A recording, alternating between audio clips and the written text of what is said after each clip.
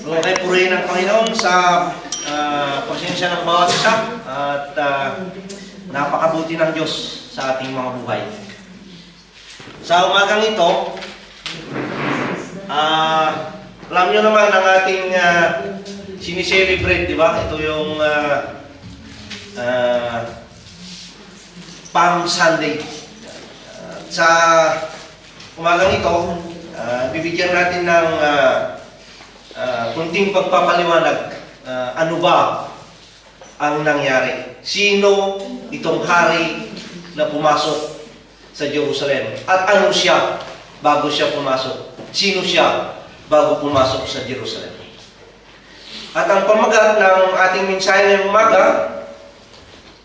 ay ang hari na nagpakumbaba. At sa ating pag-aaral, malalaman natin kung sino itong hari na nagpakumbaba. At ang teksto na ating pagbabatayan ngayon ay matatagpuan sa Philippians chapter 2 verses 5 to 11. At ito ay nakaugnay sa paggunita natin sa Palm Sunday. Alam naman natin ang tuwing Palm Sunday, ginugunita ng mga Kristiyano ang matagumpay na pagpasok. Madalas yun yung nagiging natin, titulo natin. Ang matagumpay na pagpasok ng ating Panginoong Jesucristo sa Jerusalem. Alam naman natin ang ginawa nila. Ang mga tao ay naglatag ng mga palma at sumisigaw ng Hosana, Hosana in the highest. Purihin ang anak ni David. Tulad ng kinanta ng mga bata na pagano, Hosana. Pero sa bandang huli, iba yung kanilang sinisigaw. At ito yung maririnig natin at makikita natin sa umagang ito. Isang sigaw na papuri at pag-asa sa hari na kanilang inaasahan na magliligtas sa kanila. Iba yung inaasahan nila, yung hari na papasok sa Jerusalem ay katulad ni Solomon, ni Alexander the Great. Yan yung inaakala ng mga tao noon na papasok, yung nakasakay siya sa Arabian Stallion, yung malalaking kabayo. Yung mga guard niya, yung talagang malalaking tao. Yun yung inaasahan ng mga tao na papasok sa Jerusalem. Ngunit mga kapatid, may isang kabalintunaan sa araw na iyon. Ang hari na kanilang tinanggap ay hindi dumating sa sakay ng kabayong pandigma, kundi sa isang hamak lang lasno. Nasaan kaya yung hari? Siyempre, ang inakala nila yung mga tulad ngayon eh. Di ba pag nagpaparid yung mga presidente ngayon, nakasakay sila sa mga Rolls Royce, yan, mga tangke, tapos yung mga nuclear bomb nila, yan. Ganun yung inaasahan nila na hari. Pero nung dumating ang ating si Jesus sa Jerusalem, nakasakay lang siya sa isang hamak na asno. Hindi siya dumating upang maghari sa pamamagitan ng kapangyarihan ng mundo, kundi upang maghari sa pamamagitan ng pagpapakumbaba at sakripisyo. Kung ganun na yung naririnig natin, alam na natin yung patutunguhan di ba? Pagpapakumbaba, ang hirap gawin niya ng tao. Pero ang katotohanan ito, mga kapatid, ay malinaw, ipinahayag ng Apostol Paul sa mga taga-Pilipos. Ang matatagpuan natin dito sa Pilipos 2, chapter 2, verses 5 to 11. Dito makikita natin ang puso ni Kristo, isang puso ng pagpapakumbaba, pagsunod, at pagliligtas. Pwede ba ang anyaan kung kayo lahat at tumayo at basahin natin ang Pilipos chapter 2, verses 5 to 11. Naway magkaroon kayo ng kaisipan na tulad ng kay Kristo Jesus. Taglay niya ang kalikasan ng Diyos. Hindi niya pinagpilitang manatiling kapantay ng Diyos. Sa halip, kusa niyang binitiwan ang pagiging kapantay ng Diyos at namuhay sa isang alipin. Ipinanganak siya bilang tao at nang siya'y maging tao, nagpakumbaba siya at naging masunurin hanggang kamatayan, maging ito man ay kamatayan sa krus. Dahil dito, siya'y lubusang itinaas ng Diyos at binigyan ng pangalang higit sa lahat ng pangalan. Sa ganon, sa pangalan ni Jesus ay luluhod at magpupuri ang lahat ng nasa langit, nasa lupa at nasa ilalim ng lupa. At ang lahat ay magpahayag na si Jesucristo ay Panginoon sa ikluwalhati ng Diyos Ama. Pagpalain nawa ang pagbasa sa banal na kasulatan. Makakapuna po tayo. At tayo muna sa mandaling manalangin. Tunay o Diyos na napakabuti mo. Maraming salamat sa umagang ito. Batid mo, Panginoon, ang nilalaman ng aming mga puso.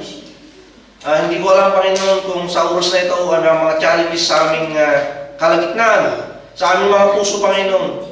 Pero kami po ay lumalapit na tanggalin mo ito. At may focus namin, Panginoon, ng aming mga puso at isipan sa pakikinig sa iyong mensahe. Alam namin, Panginoon, na normal na sa amin, Panginoon, mga challenges sa buhay. Pero kung alam namin na nandiyan ka sa amin, ito'y magiging madali lang para sa amin. Panginoon, gayon din, Panginoon, na ako na magiging mensahero mo sa umagang ito. Pagkalo mo sa akin, ako po'y nagpapakumbaba na ikaw po ang magsalita, Panginoon, sa akin. At maintindihan namin ang iyong gustong ipahayag sa umagang ito. Panginoon, maraming salamat. Ito ang aming sinasamot dinadalangin sa matamis ng pangalan ni Jesus at sa tulong at paggabay ng Banal na Espiritu Santo. Amen. Okay. Ang background, alam naman natin, ang background, Panginoon, ng tekstong ito ay ang liham ni Pablo sa mga taga-Pilipos upang hikayatin ang iglesia sa pagkakaisa at pagpapakumbaba. Ang sinasabi ni Paul dito, tularan daw natin ang ating si Kristo Jesus. Sabi niya ito sa verse 5, magkaroon kayo ng pag-iisip na tulad ng kay Kristo. Pero upang may paliwanag natin ito, mga kapatid, na mas maliwanag, ginamit ni Paul ang isang sinaunang hymno sa iglesia, na naglalarawan ng dalawang dakilang katotohanan. Ang pagpapakumbaba ni Kristo, ang kanyang kadakilaan, at pagdakila ng Diyos sa kanya. At ang tekstong ito ay perpektong mensahe para sa Palm Sunday, dahil ipinapakita nito kung anong uri ng hari ang pumasok sa Jerusalem. At sa hapong ito, meron din tayong tatlong theological points na makikita natin at ibabase natin sa teksto nating binasa. Una, ang punto natin, ang hari na nagpakumbaba. Sabi dito sa verse 6 to 7, taglay niya ang kalikasan ng Diyos. Hindi niya ipinagpilitang manatiling kapantay ng Diyos. Sa halip, pusa niyang binitiwan ang kanyang pagiging kapantay ng Diyos at namuhay na isang tao. At ipinanganak siya bilang tao. Makikita natin dito, bagamat si Jesus ay nasaan yung Diyos, hindi niya ipinilit ang kanyang karapatan bilang Diyos. Pero may isang nilalang na gusto niyang maging kapantay ang Diyos. Sino? Wala pang iba kundi ang kalaban ng Diyos. Ang demonyo. Sabi nga sa Isaiah 14, chapter 14, verses 14 to 15, aakyat ako sa ibabaw ng ulap, papantayan ko ang kataas-taasan. Ngunit anong nangyari? At nahulog ka sa daigdig ng mga patay, sa kalalimang walang hanggan. Dito makita natin, mga kapatid, na si Lucifer, hindi siya nagtagumpay. Hindi siya nagtakumpay. Pero itong hari na nagpakumbaba, hindi niya hinangad na maging kapantay ng Diyos. Bakit? Bakit hindi hinangad ni Jesus na maging kapantay ang Diyos? Dahil si Jesus ay Diyos. Si Jesus ay Diyos. Siya'y nagpakababa, nag-anyong alipin, at naging tao. Sabi ni Paul, si Jesus bilang Diyos, nakapantay ng Diyos Ama, bukal, mga kapatid, sa kanyang puso, na talikuran ang kanyang pagiging Diyos. At yan ay ginawa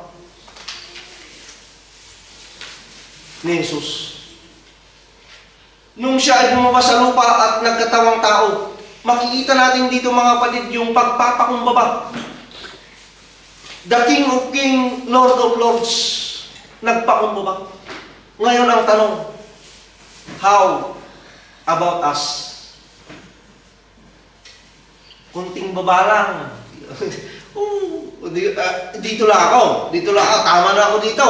Di ba? Ganyan tayo kung minsan. Pero kung minsan, naniniwala tayo, di ba? Baka sabihin mo, siyempre, magpakumbaba bro, kasi siya yung magiging halimbawa natin eh. Totoo yun. Tama tayo dun. Dahil siya ay Diyos.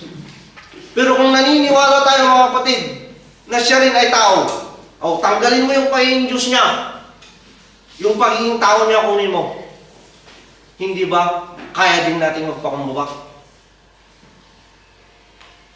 Isinuot niya ang anyo ng isang tao para ano? Para to save us from sin. Hindi lang isang tao mga kapatid, kundi pinakamababang uri ng tao. Ang isang alipin. Parang tahimik Parang isang alipin mga kapatid. Napakababa. Ito ang tinatawag na sa Greek na kinosis. Tinalikuran ni Jesus ang kanyang kaluwalhatian to save us. Kaya sa Palm Sunday, naghihintay ang mga tao na makapangyarihang hari, mga kapatid. Ngunit, ang dumating nga isang hari na handang maglingkod, hindi nakasakay sa isang kabayong pandigma. Tulad nga ng sinabi ko, tulad ni na Solomon, sina Alexander the Great, hindi nakasakay sa isang asno. Anak ng isang asno. Kaya mga kapatid, ito ang kabalintunaan o irony ng kaharian ng Diyos. Ang tunay na kadakilaan ay makikita sa pagpapakumbaba. Pangalawang puntos, ang hari na sumunod hanggang kamatayan. Verse 8. At nang siya'y maging tao, nagpakumbaba siya at naging masunurin hanggang kamatayan, maging ito man ay kamatayan sa krus. Kunin natin mga kapatid yung maging tao o naging anyong tao. Ang ibig mong sabihin niyan mga kapatid, ginawa niyang walang kabuluhan ang kanyang sarili. Sa English, He emptied Himself. He emptied Himself. Ang ibig sabihin dito mga kapatid, ibig bang sabihin yung kanyang at yung three attributes, alam naman natin, di ba? yung omni, yan, yung omni, walang nawala sa ating Panginoon. Kundi meron siyang idinagdag dito yung anyo ng isang tao. Hindi na wala yung three attributes ni Jesus. Meron siyang idinagdag anyo ng isang tao at naging masunurin hanggang sa kamatayan sa krus. Alam niyo kung minsan, nung nagsusulat ako, parang naisip ko, dumarating din sa buhay ko na, naisip ko na, minsan, ang hirap unawain eh. Alam mo, Diyos, nagkatawang tao, naghirap para lang sa akin. Di ba? Ang hirap unawain nun. Pero sabi ko na lang, thank you Lord. Thank you Lord. Diyos na nagkatawang tao, naghirap para lang sa atin. Kaya mga kapatid, hindi lang basta-basta kamatayan yung sinapit o dinanas ng Haring Mesiyas. Ngayon, ang mga pinapatay niyo sa mga ini-inject lang, napakasimple lang yung matutulog na, namamatay na mga kapatid. But in the time of our Lord Jesus Christ, hanggang sa huling hininga, ikaw ay naghihirap. Alam naman natin nung bago siya, tinusok pa, di ba? Sinigurado, talagang patay na. Napakahirap. Kaya mga kapatid, alam ba natin na pinili rin ni Jesus ang mamatay sa krus para lang iligtas tayo? Sabi nga sa Marcos 10:45, sapagkat ang anak ng tao ay naparito hindi upang paglingkuran, kundi upang maglingkod at upang mag-alay ng kanyang buhay para sa ikatutubos ng marami. Tayo. At sa panahon ng mga Hudyo, kung namatay ka sa krus, ito ay isang sumpa para sa kanila. Ito ay isang sumpa. Deuteronomio 21:22-23. Kapag ibinitin niyo sa punong kahoy ang bangkay ng isang taong pinitay bilang parusa sa mga nagawa niyang kasalanan, hindi dapat abutan ng gabi ang bangkay na iyon sa ganung kalagayan. Kailangan siyang ilibing sa araw ding iyon sapagkat ang ibinitin sa punong kahoy ay isinumpa ng Diyos. Kapag hindi ninyo inilibing agad, madadamay sa sumpa ang lupaing iyon na ibinigay ng Diyos ninyong si Yahweh. Kapag ibinitin daw ang isang tao o ipinako sa krus, ito raw ay isang sumpa. At sinabi rin ito ni Paul sa Galatians 3:13 na si Jesus ay naging sumpa para sa atin dahil siya ay pinako sa krus upang tayo ay maligtas. Sabi pa sa Isaiah 53:7, siya ay binugbog at pinahirapan, ngunit hindi kumibo kahit isang salita. Tulad ay tupang handang patayin, parang korderong hindi tumututol kahit nagupitan at hindi umimik kahit kaunti man. Mga kapatid, yung sinabi ko kanina na lubos na hindi ko maunawaan, dito ko na nakita yung sagot. Yung ginawa ni Jesus sa buhay ko, sa buhay mo, pinili ni Jesus ang daan yun. Yung kamatayan sa krus dahil sa kanyang pag-ibig sa atin. Pinili niya yung mga kapatid. Kaya sa Palm Sunday ay hindi lamang tungkol sa matagumpay na pagpasok ni Jesus sa Jerusalem. Ito rin ay simula ng kanyang paglalakbay patungo sa krus. Ang sigaw na Hosanna, save us, ay malapit ang mamalitan ng sigaw na ipako sa krus. Kaya mga kapatid, gayon man, ang haring na mapagpakumbaba ay naging tapat sa kalooban ng Diyos Ama. Pangatlong punto natin, ang hari na itinaas ng Diyos. Ang hari na itinaas ng Diyos. Dahil dito, siya'y lubusang itinaas ng Diyos at binigyan ng pangalang higit sa lahat ng pangalan. Sa gayon, sa pangalan ni Jesus ay luluhod at magpupuri ang lahat ng nasa langit, nasa lupa, at nasa ilalim ng lupa. At ang lahat ay magpapahayag na Jesucristo ay Panginoon sa ikaluluwalhati ng Diyos Ama. Ang hari na itinaas ng Diyos. Dahil sa kanyang pagpapakumbaba, mga kapatid, at pagsunod. Sabi ni Paul, siya'y lubusang itinaas ng Diyos. Mateo 23:12, ang nagpapataas sa kanyang sarili ay ibababa ng Diyos, at ang nagpapakababa ay itataas ng Diyos. Yan na po yung nangyayari sa ating Panginoong Hesus. Kaya ang pagpapakumbaba ay dapat nakikita sa ating mga Amen. Paano siya itinaas ng Diyos? Yun yung kailangan din natin sagutin yung mga kapatid. Paano siya itinaas ng Diyos? Sabi dito, ipinagkaloob sa kanya ang pangalan na higit sa lahat ng pangalan. Ano yung pangalan na yun? Pero bago natin sagutin, mga kapatid, kailan ibinigay ang pangalang Jesus o Emmanuel o God is with us? Di ba nung sa kanyang kapanganakan? Kaya ano ang pangalan, yung pangalan na tinutukoy dito ni Paul, mga kapatid? Naluluhod ang bawat tuhod, magpapahayag ang bawat dila. Ito ay ang pangalang ni noon. Kaya ang dapat tawag natin kay Jesus, mga kapatid, ay Panginoong Jesus. Matthew 28:18. Lumapit sa kanila ang Panginoong Jesus at sinabi, ibinigay sa akin ang lahat ng kapangyarihan sa langit at sa lupa.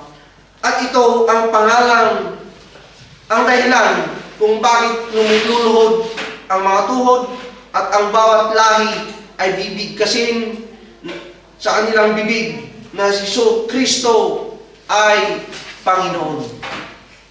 Kaya mga kapatid, ang Palm Sunday ay isang paunang larawan ng hinaharap.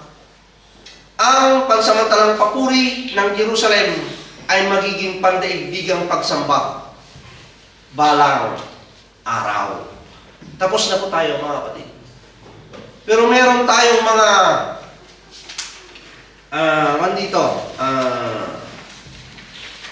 practical application. Meron tayong mga practical application na dapat nating makita sa ating napag-aralan. Una, tayo ay tinawag na magkaroon ng pag-iisip tulad ni Kristo. Sinabi ka sa verse 5, sinabi ni Paul, magkaroon kayo ng pag-iisip na tulad ng kay Kristo.